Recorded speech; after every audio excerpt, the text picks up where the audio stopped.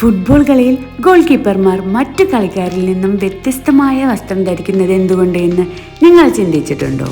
അതിനുത്തരം ഇതാ. നമുക്കെല്ലാം സുപരിചിതമായ ഫുട്ബോൾ കളിയുടെ ജന്മനാടാണ് ഇംഗ്ലണ്ട്.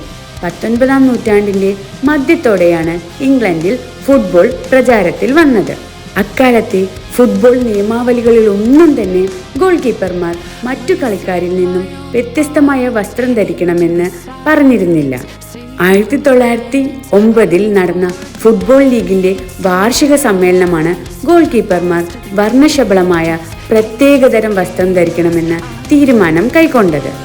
ഫുട്ബോൾ കളിയിൽ കളിക്കളത്തിൽ വെച്ച് കൈകൊണ്ട് പന്ത് പിടിക്കാനും പന്ത് തടയാനും നിയമപരമായി അവകാശമുള്ളത് ഗോൾ കീപ്പർമാർക്ക് മാത്രമാണ്. മറ്റു കളിക്കാർ പന്ത് കൈകൊണ്ട് തൊട്ടാൽ റെഫറി അത് ഫൗളായി പ്രഖ്യാപിക്കും. അതിനാൽ റെഫറിക്ക് ഗോൾ കീപ്പർമാരെ മറ്റു കളിക്കാരിൽ നിന്ന് തിരിച്ചറിയേണ്ടത് വളരെ ആവശ്യമാണ്. ഗോൾ കീപ്പർമാർ ധരിക്കുന്ന വർണ്ണശബളമായ വസ്ത്രം ഇതിന് സഹായകവുമാണ്.